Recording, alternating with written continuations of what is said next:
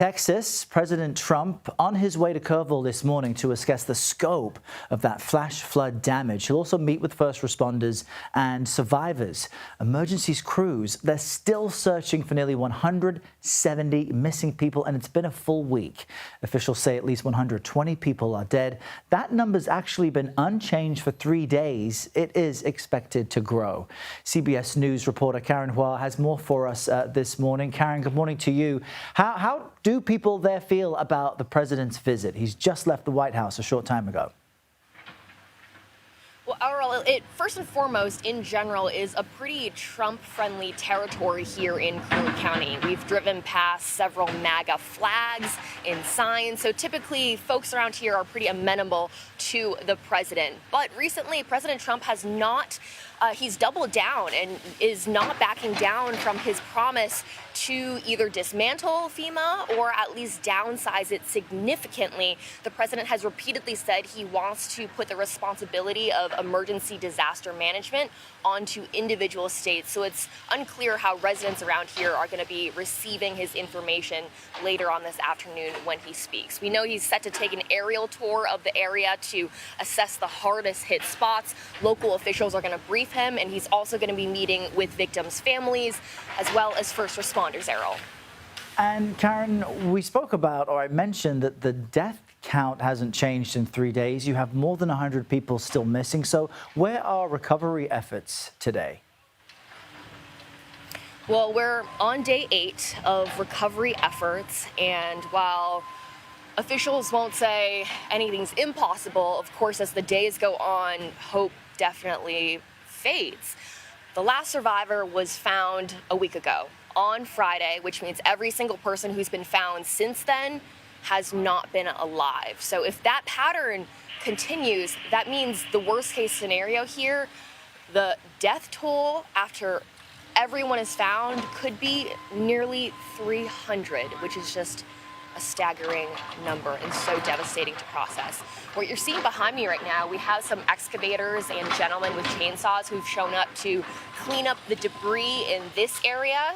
Texas Governor Greg Abbott has said they're not going to stop until they find every missing person, and some cleanup is starting along with that as well, with the attempt to make sure everyone is accounted for. They're using helicopters, drones, ATVs, mules, canines, really anything at their disposal to collectively make sure this community is okay. Errol? Yeah, and we've heard at those press events, officials plead for people who've been reported missing that if you turned up elsewhere, let officials know. So hopefully that number of missing people comes down and we don't see it reach hundreds more. Karen Hua, we appreciate your reporting really all week. Thank you so much.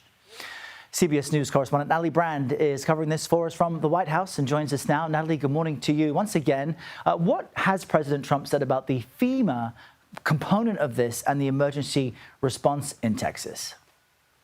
Good morning, Errol. Well, what's interesting is he's really avoided talking about those plans that he announced 1 month ago when asked about whether he still wants to phase out FEMA. Back on June 10th, he said, quote, "We want to wean off of FEMA. We want to bring it down to the state level." But you know, when asked following the Texas tragedy if that's still the case, he said it just wasn't the right time to talk about it. That was earlier in the week. Today, it appears as though a reporter tried to ask him about it as he was departing the White House. We're still waiting for the playback of that tape, but at this point, it looks like he did not respond. But I did get a chance to ask OMB Director Russ Vought about FEMA funding and future plans. Here's what he had to say a short time ago.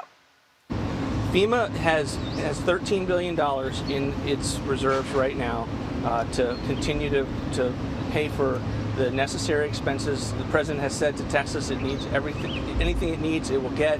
The president will be down there surveying the scene, and you know, we also want FEMA to be reformed. We want FEMA to work well.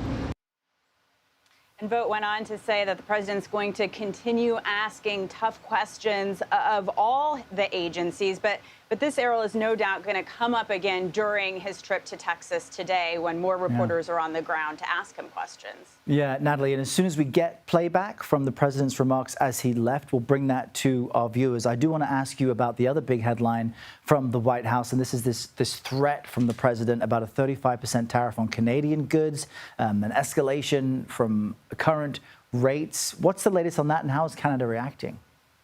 Yeah, well, Canada so far, the prime minister gave kind of a measured response on social media. I'll read you part of his quote saying, "The Canadian government has steadfastly defended our workers and businesses and will continue to do so as it works towards the revised deadline of August 1st. From some of the pool notes we received from that departure, our White House producer says that Canada did call, and the president called that conversation productive. He was also asked whether there will be some exceptions. We know that under the first round of tariffs imposed that 25% rate, that there were exceptions for the USMCA trade agreement. We'll have to wait and see whether that's the case during this latest round, Errol.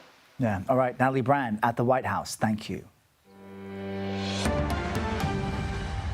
All right, and we do have footage now. President Trump on his way to Kerrville, Texas, of course, to meet with first responders and survey damage. Before he departed, though, he spoke with reporters who were throwing questions to him there on the South Lawn. Let's listen to some of that exchange. To Texas, some of you are coming with us. How are you? And it's a horrible thing, Nobody can even believe it, such a thing. That much water that fast. Without a dam break, you'd think a dam would have to break to have it. So it's a terrible thing, but we're going to be there with some of the great families and others, the governor, everybody is going to be there. Do you plan to talk to the president about the tariffs? Maybe at some point I'll talk to him. Right now, I'm not. They're treating President Bolsonaro very unfairly. He's a good man. You know, I know him well. I negotiated with him. He was a very tough negotiator, and I can tell you he was a very honest man, and he loved the people of Brazil. He was a very tough guy to negotiate with. I shouldn't like him because he was very tough in negotiation, but he was also very honest. And I know the honest ones, and I know the crooked ones.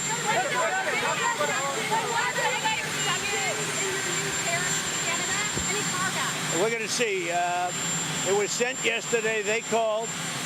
I think it was fairly well received, but it's what we need. So we'll see what happens. Russian drones hit a maternity hospital in Ukraine overnight. I know. You'll be seeing things happen.